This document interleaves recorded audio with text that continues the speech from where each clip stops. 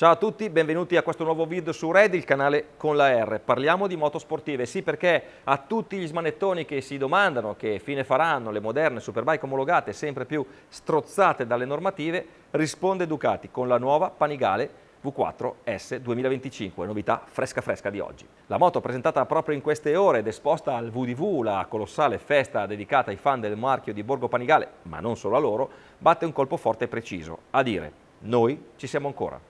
Così, anche se non abbiamo ancora terminato di provare tutte le novità del 2024, Ducati ci proietta dritti dritti al 2025.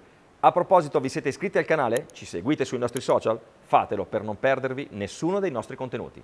La nuova Panigale V4 è davvero tutta nuova. Ducati ha ripreso in mano il progetto ribaltandolo come un calzino, lasciando però come punto cardine il motore V4 Desmo 16 stradale da 1103 cm3 che per l'occasione, nonostante la nuova omologazione Euro 5+, mantiene di fatto, cambia mezzo cavallo, immutati i valori di coppia 12,3 kg e potenza 216 cavalli, quindi valori immutati rispetto al precedente, ci sono mezzo cavallo in più. Internamente cambiano comunque un po' di cose, gli alberi a camme e molti altri dettagli che derivano dalla Panigale V4R o dalla superleggera. Cambia anche il range di azione dei cornetti di aspirazione, che ora sono più corti di 10 mm quando sono in posizione bassa e più lunghi di 5 per un totale di 80 mm quando sono in posizione alta. In configurazione pista con lo scarico Ducati Performance by Akrapovic la potenza sale a 228 cavalli.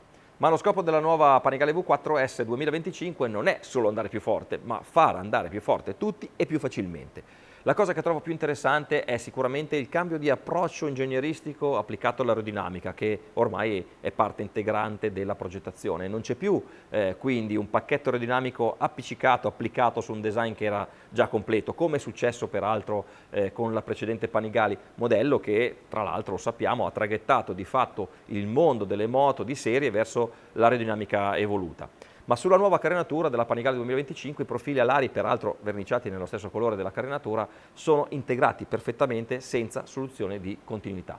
Risultato? Una carenatura che ha il 4% in meno di resistenza all'avanzamento e migliora la protezione del pilota, tutto questo mantenendo comunque la stessa deportanza delle ali precedenti.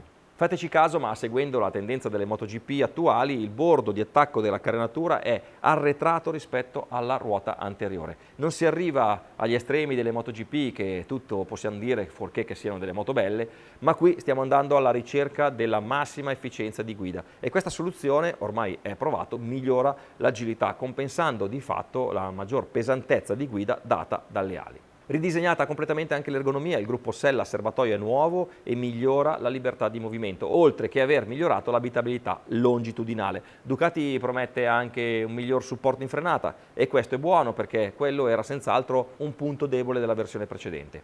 E se ci si tiene meglio in frenata, alla fine, ragazzi, ci si stanca anche meno guidando in pista. Per chiudere, le pedane sono più interne di 10 mm rispetto alla moto attuale, quindi c'è ancora più luce a terra.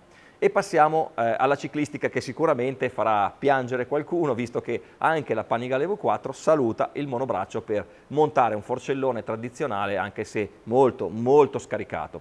Beh ragazzi, è indubbio che esteticamente il monobraccio non si batta, tuttavia nella ricerca della migliore prestazione possibile, anche perché in Superbike gli altri non è che stanno proprio a guardare, il bibraccio è la scelta più corretta, almeno dal punto di vista ingegneristico. Tanto più che il nuovo forcellone Ducati pesa ben 2,7 kg in meno rispetto al monobraccio, soluzione notoriamente più pesante e per di più piazzata nell'area critica delle masse non sospese e offre una rigidezza laterale inferiore, occhio, non ho detto torsionale, ma laterale, ovvero quella rigidezza che consente di curvare meglio e avere maggior feeling di guida. Lo so, farà discutere, ma vi faccio una domanda. Provate a chiedere a un pilota vero o uno dei professionisti che cosa preferisce tra un monobraccio e un forcellone normale. Ultimo dato, la moto pesa 187 kg con tutti i liquidi tranne la benzina, 2 kg in meno rispetto alla moto precedente. Anche il telaio front frame è stato rivisto e ora è più leggero, 3,47 kg contro i precedenti 4,2 e rimodulato nelle rigidezze rispetto al modello precedente. Di conseguenza è facile dire che la ciclistica sia di fatto tutta nuova e quindi lo scopo è quello di offrire più confidenza in piega e essere più efficaci anche quando si tratta di prendere la corda ed entrare in curva.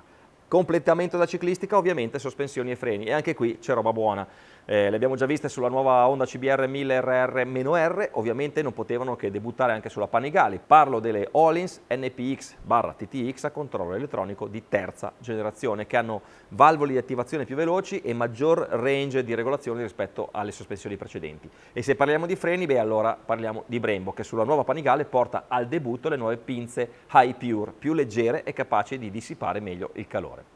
Argomento sicuramente interessante, secondo me, è il sistema Race ECBS che è stato sviluppato da Bosch insieme a Ducati. Come funziona? Beh, si tratta di un sistema di frenata integrale ma con tarature racing, quindi dedicato alla pista, che sfrutta al meglio delle possibilità il freno posteriore. Per capirci, inserendo la moto in piega e rilasciando il freno anteriore, il sistema ECBS continua ad avere una frenata residua sul posteriore per aiutarvi a chiudere la curva. Quello che fanno di fatto i piloti della MotoGP con il loro comando a pollice del freno posteriore, ora lo fa questo sistema in automatico. Chiude il quadro l'elettronica, che era già al top, e ora si fregia dell'ennesima nuova sigla. Questa volta parliamo di Ducati Vehicle Observer, sistema sviluppato da Ducati Corse che simula l'input di oltre 70 sensori, misura le forze a terra, affianca la piattaforma inerziale IMU per gestire i controlli in modo ancora più puntuale. Tutto è gestito da un nuovo cruscotto da 6,9 pollici, molto più leggibile che in passato e con schermate specifiche per l'utilizzo stradale oppure racing. Ma forse possiamo dirvi qualcosa di più, perché Marco è lì sul posto e la moto la sta guardando in questo momento proprio dal vivo e siamo tra i primissimi a poterlo fare. Marco, allora, come ti sembra la moto dal vivo? Ciao Stefano, siamo direttamente qui dal terrazzo che dà sul circuito di Misano Adriatico, il Marco Simoncelli World Circuit, perché adesso effettivamente la Panigale di cui tu hai parlato fino adesso è finalmente disponibile. Per entrare un po' nel merito delle tue prime indicazioni che ci hai dato, sì, confermo che effettivamente la moto è particolarmente rastremata, sono ben evidenti i winglet molto ben integrati con la carena della moto, e quello che si nota in particolar modo, soprattutto nella prima occhiata che si riesce a dare alla moto, è questa maggiore distanza che si è creata tra la ruota anteriore e la carena, molto simile a una carena della MotoGP, quindi ancora più allineata alla filosofia racing nell'accezione più pura. Sempre osservandola con molta attenzione, devo fare un plauso in questo caso agli uomini di Ducati per la capacità di riuscire a integrare molto bene il grosso scarico, che è un tema difficilissimo da gestire per quello che riguarda ovviamente le moto racing, comunque messo bene in basso, ben integrato, ben raccolto, e ti dico che in tutta onestà, primissima considerazione sul forcellone bibraccio, come si può poi vedere nel dettaglio, anche quello molto meglio di quanto pensassi. È ovvio che il forcellone tradizionale monobraccio, che ha fatto un po' la storia dalla 916 in poi, considerate che siamo ormai giunti alla 7ª generazione del mondo Panigale, beh insomma mancherà forse agli appassionati, però questo bibraccio effettivamente è molto ben integrato con il resto della moto.